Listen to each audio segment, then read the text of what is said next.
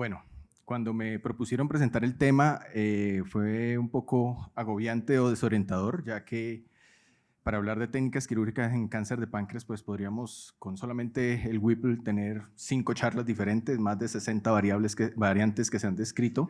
Entonces quise centrarme en unos puntos muy específicos que de pronto son críticos respecto a las complicaciones que podemos llegar a tener en la cirugía pancreática por cáncer.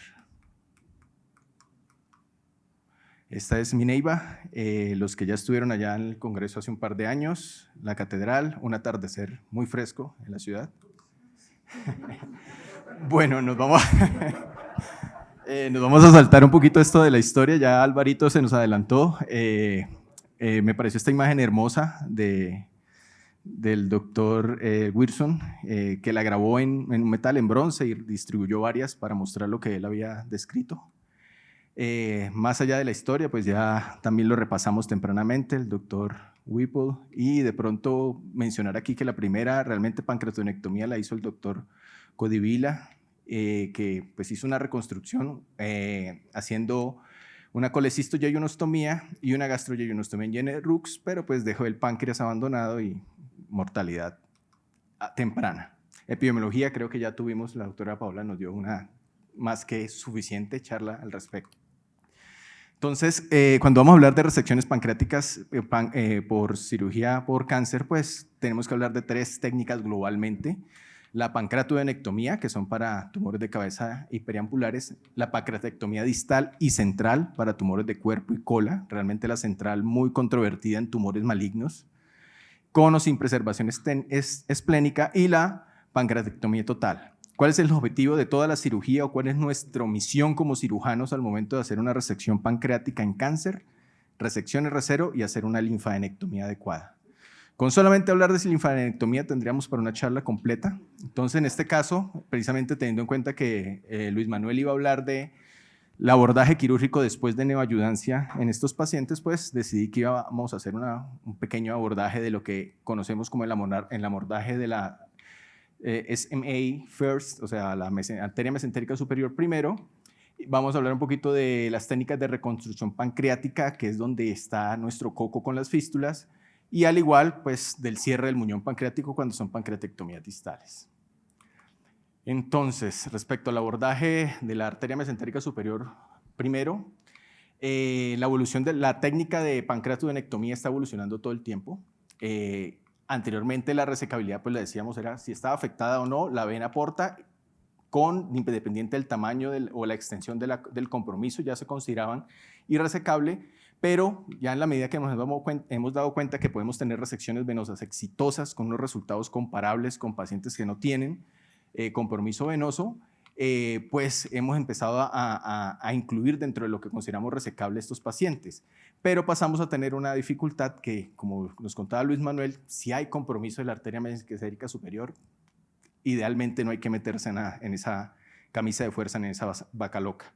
Y lo que buscamos con el abordaje de la arteria mesentérica superior en estos casos es determinar tempranamente si podemos tener una resecabilidad antes de que hagamos un paso irreversible, específicamente seccionar el cuello del páncreas. Entonces, se han descrito muchísimas técnicas para este abordaje, desde superior, una anterior, una posterior, por el lado derecho, una mesocabal, una izquierda, etcétera, etcétera, cada una con sus ventajas y desventajas y posiblemente con sus indicaciones. El abordaje posterior es prácticamente el primer paso que todos hacemos cuando vamos a hacer un Whipple, es hacer la maniobra de coger amplia, levantar, pero en este caso vamos a tratar de llegar hasta la vena renal izquierda y encontrar la arteria mesentérica superior, buscar, y esta es una de las ventajas que vamos a poder tener un control temprano de la arteria pancreatodenal inferior y probablemente tener una ligadura temprana de la misma. El abordaje medial uncinado, que es este que tenemos aquí, nos va a permitir hacer un control también, tanto arterial como venoso, de la arteria pancreatodenal inferior y de la vena pancreatodenal inferior, y tenemos un abordaje posterior izquierdo que con frecuencia lo describen que para poderlo acceder hay que hacer una liberación del ángulo de Treitz para poder traccionar el duodeno y poder girar la arteria que se coloque en el sentido contrario en el sentido de las manecillas del reloj y exponer la vasculatura que tenemos que ligar tempranamente.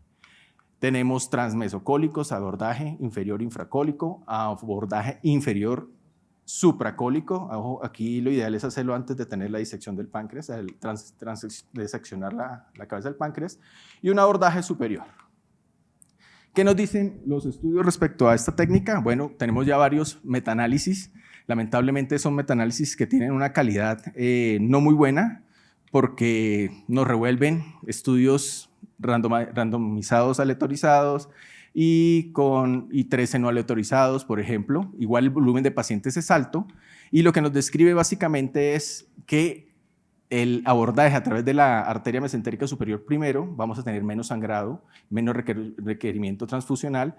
La fístula pancreática, el retraso del vaciamiento gástrico tuvieron significativamente una menor tasa, pero el resto de complicaciones y la resección R0 y la sobrevida se mantuvo similar en los dos casos. Entonces ya empezamos a ver como que pueden haber unas ventajas al respecto. Y pues también tenemos una menor tasa de metástasis local, hepática y extrahepática. Otros metaanálisis siguen apareciendo, todos metaanálisis muy heterogéneos, todos incluyen estudios retrospectivos, prospectivos, estudios, lo cual le baja. Nosotros acostumbramos a que si vemos metaanálisis creemos que de pronto es el tope de la evidencia posible, pero realmente no. Podemos tener metaanálisis como estos publicados en revistas muy serias, pero que si los miramos pues incluyen estudios demasiado heterogéneos que claro, le dan un gran volumen de pacientes, pero pues que podemos empezar a tener dudas. En este caso tenemos un estudio que nos muestra que el sangrado operatorio y necesidad de transfusión fueron menores, y abordando primero la arteria mesentérica superior, sin diferencias en la mortalidad perioperatoria y con una significativamente menor incidencia de fístulas grado B o C en estos pacientes. También tenemos que la resección R0 fue significativamente mayor. Otro metaanálisis también igual de heterogéneo, con una cantidad de pacientes nada despreciable, pero que nos muestra también, parece ser que hay bastantes ventajas haciendo este abordaje. Y no solamente en pacientes que están post-neoayudancia, como decía Luis Manuel, sino que hay personas que están empezando a tratar de proponerla como estándar para una pancreatodenectomía. ¿Cuántos nos hemos encontrado de vez en cuando que después de seccionar el cuello del páncreas, pues nos encontramos con sorpresas a veces que nos da? Entonces, ¿qué podemos tener como conclusiones? Que realmente hay una facilidad de la resección del mesopáncreas. La linfadenectomía también se facilita. La ligadura precoz de la arteria mesentérica, perdón, la pancreatodenal inferior, pues nos va a permitir un menor sangrado. Podemos detectar tempranamente si hay arterias hepáticas aberrantes y nos permite que en el caso de que vayamos a realizar una resección venosa, podemos diferirla hasta el final del procedimiento, con lo cual vamos a disminuir el tiempo de isquemia y las pérmicas sanguíneas. Realmente no encontré una estandarización o aún está en desarrollo este procedimiento para tanto robótica como mini-invasiva laparoscópica. Entonces, pues podemos considerar que esta es una técnica que está evolucionando desde su primera descripción. Las ventajas no han sido confirmadas realmente en estudios aleatorizados.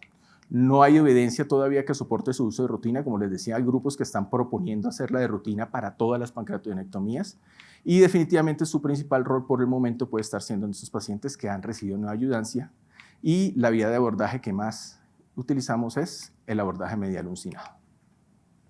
Vamos a hablar ahorita un poquito de la reconstrucción pancreática. Qué pena, ¿sí me estaban escuchando? ¿Sí? Ah, bueno, es que no estaba acostumbrado al micrófono. Entonces, vamos a hablar rapidito de las técnicas. Dos técnicas prácticamente son las más utilizadas. La pancreatoyeyunostomía, esta es la técnica recomendada por Bunger. Hacer primero una fijación al asa yeyunal con unos puntos transficiantes de toda la glándula pancreática, luego unos puntos separados de una unión ducto-mucosa del conducto principal a la mucosa del yeyuno, y finalmente un cierre también de la cara anterior de la glándula, fijándola, inclusive invagilándola un poco hacia el yeyuno. Variaciones de esta técnica, todas las que ustedes quieran, desde el número de puntos, 1, 2, 3, 4, 5, 6, 7, 8, 9, 10, bueno, cada uno ha descrito su técnica con resultados muy similares, ¿listo? ¿Cuándo se recomienda esta? Pues cuando tenemos un ducto que sea favorable, un ducto idealmente más de 3 centímetros, más de 3 milímetros, perdón, y que tengamos un páncreas que sea favorable, como es un páncreas duro. La ventaja, pues vamos a tener una sola asa y vamos a hacer 3 anastomosis a la misma asa pancreática, a la misma asa yeyunal. La pancreatogastrostomía, pues estamos recomendándola básicamente para ductos muy chiquitos o páncreas blando. La técnica, básicamente primero, según Blungar, fijamos primero una de las caras, uno de los laterales del páncreas a la pared posterior del estómago, luego ponemos unos puntos de reparos múltiples sobre todo el borde libre de transección del páncreas. Posteriormente hacemos una gastrotomía posterior y una gastrotomía anterior. Y a través de esa gastrotomía anterior elevamos y tratamos de telescopar ligeramente 1 o 2 centímetros, idealmente el páncreas, dentro del estómago y hacemos un cierre continuo o con puntos separados, finalmente de la anastomosis y cerramos obviamente la gastrotomía anterior. Hoy en día estamos lejos de solucionar el problema de la fístula pancreática. ¿Ya me quedan 3 minutos? Las razones personales para preferir el tipo de un tipo u otro de anastomosis, pues ya depende de cada persona. Los estudios atelorizados como los metaanálisis pues no nos muestran diferencia realmente entre una y otra y pues realmente la desventaja de la pancreatogastrostomía es que tiene una mayor atrofia pancreática, estretiorrea y menor tolerancia a la glucosa. El stent pancreático, esto ya lo hemos discutido en otros congresos, pero me pareció interesante hablar también de ello porque lo podemos utilizar tanto en pancreatoyeyunostomía como en pancreatogastrostomía y también podemos poner stents pancreáticos exteriorizados. Entonces, ¿qué nos muestran los estudios? Bueno, vamos a hablar un poquito del stent versus no stent. Este estudio, que es un estudio aleatorizado randomizado, nos mostró que, un metaanálisis de estudios controlados randomizados, nos mostró que entre 416 pacientes definitivamente sí hay un favorecimiento hacia el uso de los stent pancreáticos, disminuyendo la presencia de fístulas, disminuyendo la morbilidad y la estancia hospitalaria, sin cambios en los otros puntos que acostumbramos a revisar. Pero me llamó la atención ver esto. Los stent pancreáticos externos. Cuando habla uno con las personas que hacen muchas pancreatogenectomías en varios eventos en los que he tenido la oportunidad de estar, ellos mencionan que para ellos exteriorizar esto es 100% de fístula. Tener un conducto, un catéter exteriorizado a la piel, pues es que no es fístula, es 100% fístula. Simplemente es eso, controlada, exteriorizada, como tú lo quieras decir. No. Pero resulta que esos estudios no empiezan a mostrar que sí, claro, resección de la fístula pancreática, pues diríamos que es una fístula tipo A, porque realmente no hay un compromiso clínico del paciente. Pero no solamente eso, sino que empieza a tener algunas ventajas en menor retraso del vaciamiento gástrico en estancia hospitalaria, disminuye la fístula pancreática, la morbilidad global en general, etcétera, etcétera. Y sí, siguen apareciendo estudios en los cuales pareciera que tiene una ventaja dejar al paciente fistulizado, pero exteriorizado.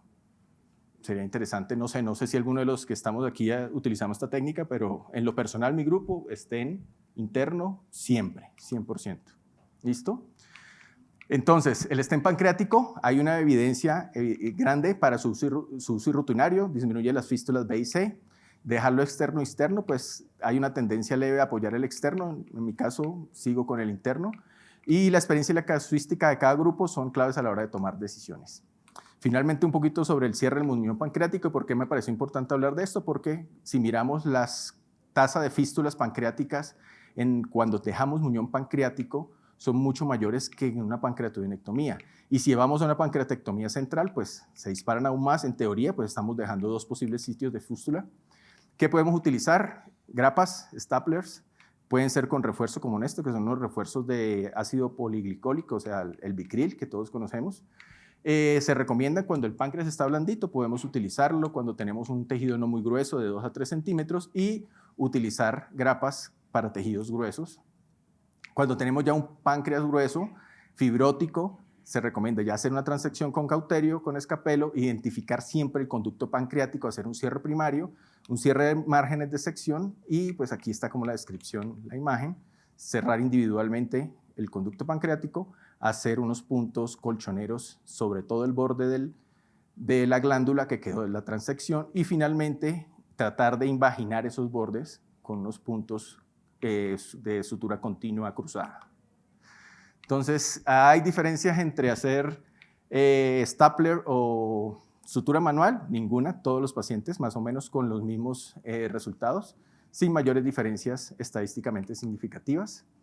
Y este fue un trabajo que presentaron ahorita en el Congreso en Miami de las Américas HPV, en el cual hay un grupo de, esto es Vancouver, que hicieron una serie de 25 pacientes, los que solamente utilizaron sellador bipolar Aquamantis más Ligasure, sin nada más. 0 fístulas tipo B, 0 fístulas tipo C, algunas fugas bioquímicas, como las llamamos, y lo compararon con el National Surgery Quality Improvement Program, o sea, básicamente una base de datos que tienen ellos, y al compararlo, pues, la estadística fue significativa. A mí me daría escozor hacerlo, pero pues está escrito. Esta es Mineiva, y ayer casualmente estuvimos hablando de este monumento, cuando estuvieron allá lo conocieron, la historia de la Gaitana, no hay tiempo para contarla.